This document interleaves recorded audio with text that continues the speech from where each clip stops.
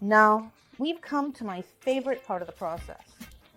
This is the main stage of decorating. The colored pieces of sugar paste are ready. I'm going to work without gloves now, as I mentioned before, because of my warm hands. We'll need white sugar paste that's been colored. And of course, we'll need our cutters. And the second part of the cutters, meaning the stamps where we'll be placing the sugar paste. I'll also show you some elements that you can use for molds. The molds can be absolutely any kind. Floral, little bows, whatever you like. That's completely up to your imagination. I can say that all the small molds I hadn't used before are now being used a lot, precisely because I'm adding these elements. Our collection will be very minimalist and self-sufficient, but I'll show you the elements, explain how to attach them, and of course, anyone who likes them can easily use them in this collection, or maybe in another one.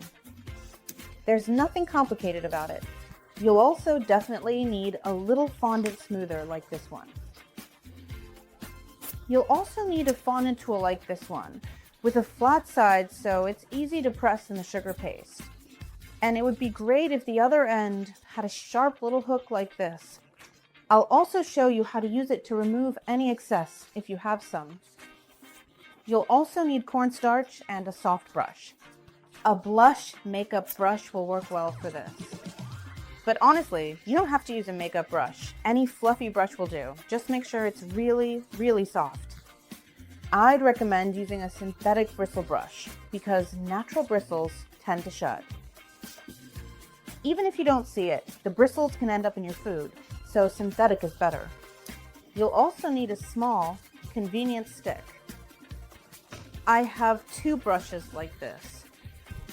These are just regular paint brushes. You'll need them to create splatter effects. I have black food coloring here, which I've already diluted with vodka. So it's liquid, perfect for splattering, and I also have gold. This one isn't fully mixed yet, but make sure to mix it well right before you use it. And you'll also need a small, thin brush for the finer details. All right, let's get started. We'll begin with the warm color palette. We're going to start working on that now. I really enjoy working on the bow. Our bow features warm, beige, and peachy tones. And our little tulips also have a similar color palette. So now we're going to work on several of them at once. Take a look. The bows will need a gradient. How do you create that? Basically, when we're working with something we're always coloring, it's really convenient to tint or tone it. But here, when working with a stamp, the main thing we need to do first is absolutely essential. Don't be afraid to use a lot of cornstarch. You can easily brush it off later, but right now it's necessary.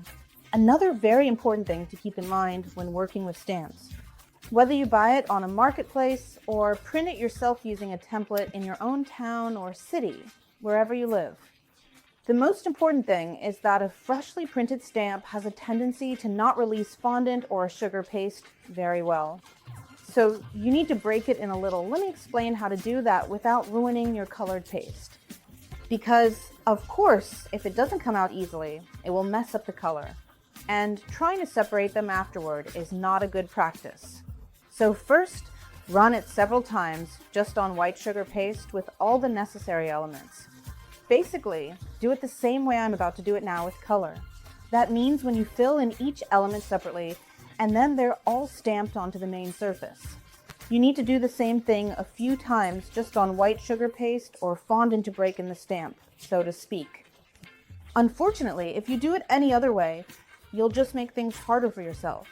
A couple of times will be enough, and by the third time, it will work just the way it should. That's the first point. The second is that you need to thoroughly treat the surface where you'll be placing the elements with cornstarch. Again, let me repeat. Don't be afraid to use it. Don't be afraid of it. Anything that ends up on the pattern can be brushed off later with a soft brush. Nothing will be left behind. Nothing will stick, and nothing will get mixed in. Now, let's start with the simplest elements. We'll make the center part first. Just like that. I'll mix it a little.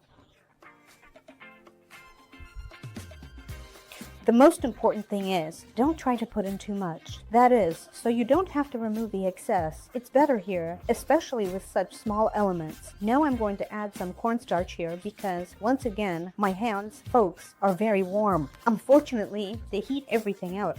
So, look, we put it in like this. See, I actually ended up with too much. How do we remove the excess? Press it down and do this. Snap.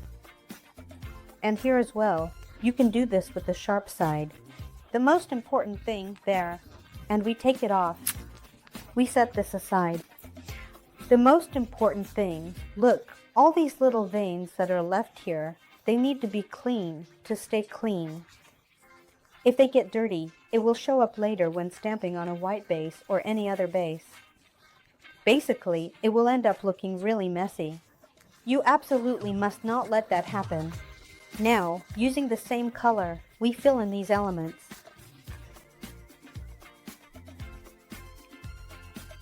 Here, it's convenient to roll out a little sausage like this, and use your finger to help, gently pushing it in there. Like this. Don't press it down too hard or really pack it in. Don't sit on top of it, so to speak. Just tuck the sugar paste in there. Roll it again. Here, this narrow little tool is really helpful. Like that. Now, for this part, I'd like to make a gradient. How are we going to do that? You don't need to mix several pieces of fondant together too much. We just take, well, just small pieces. Here's the peach color. And now we take the pink one. It all depends on which color you want more of, more peach or more pink. Be sure to knead them together well. As you can see, it's cracking a little bit. That's something that can happen with sugar paste. Fondant can behave like that too. And it's nothing to worry about. It's because we added cornstarch when we were mixing the colors. As you keep mixing and kneading, it all blends together and goes away. Now we make little balls like this. Then, take the small balls and roll them into little ropes or sticks and join them together. Once they're joined. And then, as you can see, just gently press them together like this. And here, it's the same. Join them together and gently press at the seam. Now, choose which side you like better. For example, here there's more peach color, here it's darker, and here it's about half and half. And now, look, now we need to set it in place. Right away, cut off the thick part. We won't need it here or here. Don't throw this away, because little pieces like this might come in handy somewhere else, maybe in the tulips. That's it. And now, we place it here. And since our piece is big, we press it down and make this kind of motion. Snap. And remove it. That. Like that. And we removed the excess like this. Look, you see, this vein here got dirty, so we cleaned it.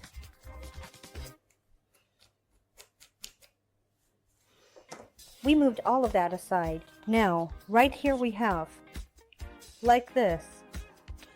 We placed it here as well, like this, and we tamp it down.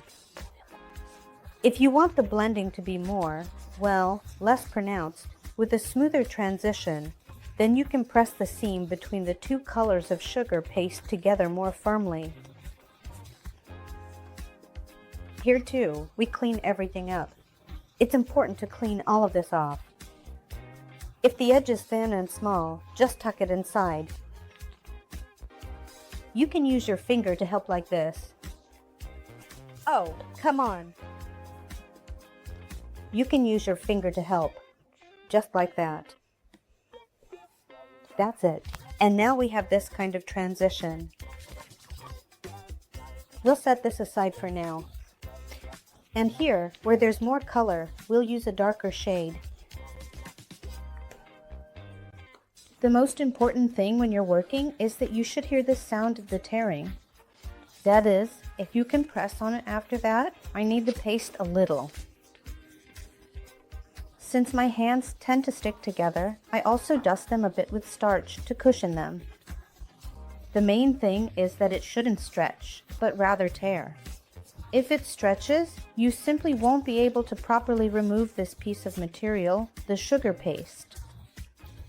It won't leave a proper imprint on the cloth, it'll get stuck. So, these are the excess bits. See here, there's a bump, this is extra, we don't need that much. But later, if you pack too much material in here, when you start stamping, it will start to ooze out and ruin the whole look. In other words, it will end up looking messy.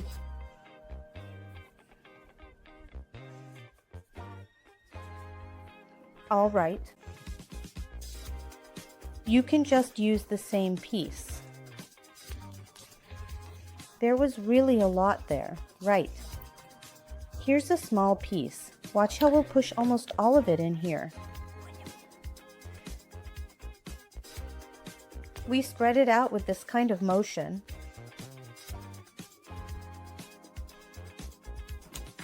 Here, you can also remove the excess like this.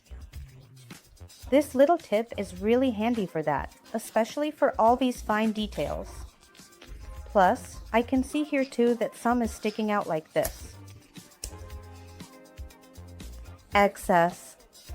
Excess is always bad. Alright.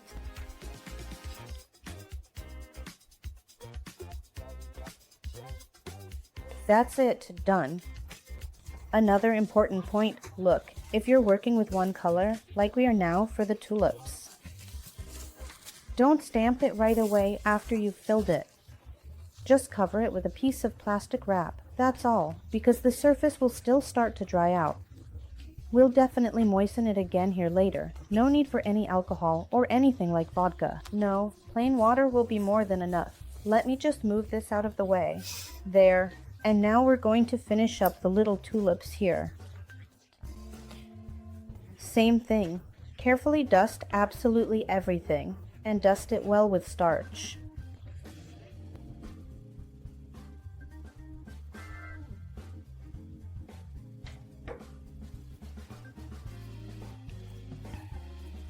Now, let's place it in here.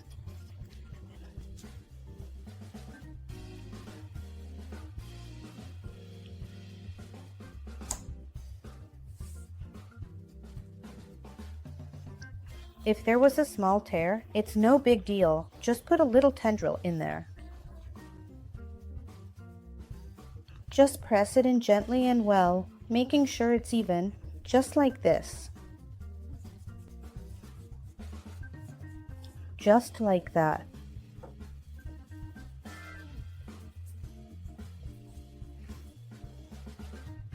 Here, for us, right here.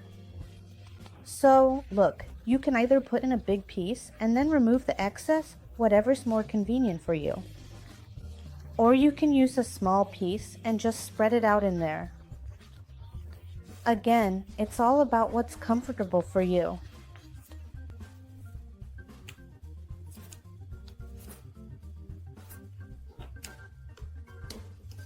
Right here, this little part is very finicky.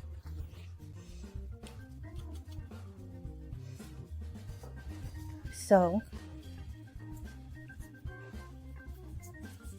the main thing is to knead it well so the seams don't crack when you put the piece in. Also, you see, I put it on the outside, the side facing us, but that's okay, it's the back side. The most important thing is to make sure you don't have any of these bumps or imperfections. Especially on the side that will be the front. Now we'll add a slightly darker piece here. Let's knead that one too. There.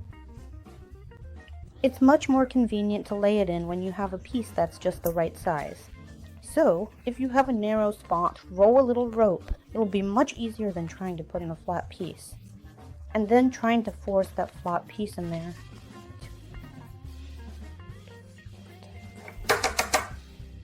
Here, you can remove any excess. And now, for the second tulip. Here we have, there will be a light area right here.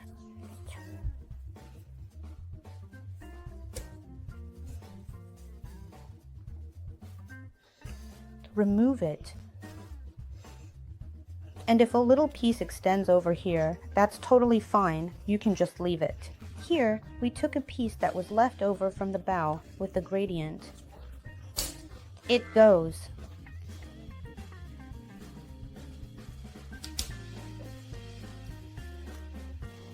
Right here, we added it. And on this side, you can make it darker without the gradient. As you can see, you really don't need much at all. All these little leftover pieces, don't be in a hurry to throw them away.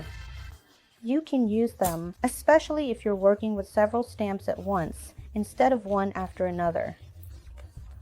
It's especially handy if you've chosen colors that match well and are in the same color palette. That makes things really, really convenient.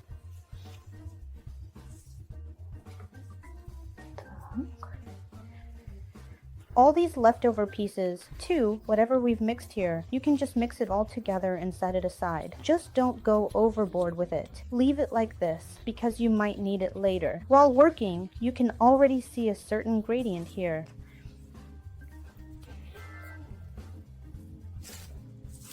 Now we just need to cover the bow as well. Here, we still need to work with the green color.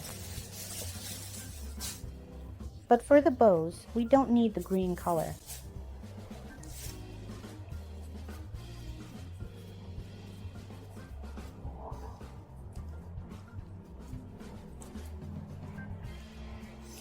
Just like that.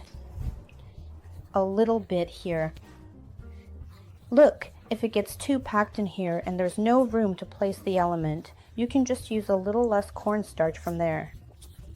But for this little piece that we're going to put in, just a bit.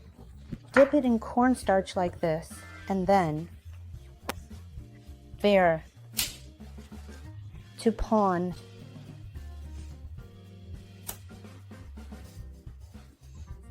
Now, you can do the same thing here.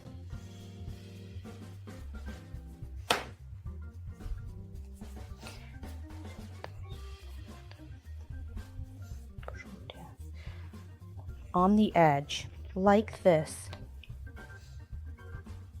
Pull it. And remember, we don't need any excess here either.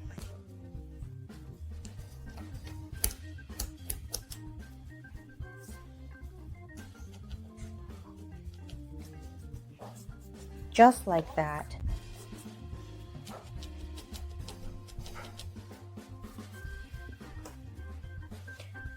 There's also a leaf to go here. Here we have a thin, delicate element. That's this stem. Look, for the especially daring, you can put it in there. But then, as I said, you need to make sure to remove everything from there. All of that cornstarch needs to be gone, so there's none left inside. And then place the sugar paste rope, coated in cornstarch, inside. Or, if you're having trouble with this element, don't worry when you work on the overall background. You can just leave it empty. When you add the general background later and use a stamp to create texture, it will fill in with the white base on its own, or with whatever other base color you're using. After that, you can simply paint over quite calmly with the gold element. We'll be using gold elements in this collection. We need to remove all of this. There absolutely shouldn't be any mess here.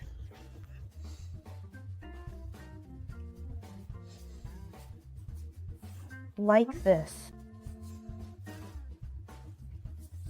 That's it, and I'll leave it in the dust. and show you one example. I'll remove all the starch from there. We get rid of all the excess starch. Now we can move on to working on several rods at once. Everything is ready here. For now, we'll cover them up, just like that. And now we need to roll out the white base, the white background. And to stamp and attach it, we'll also need regular drinking water.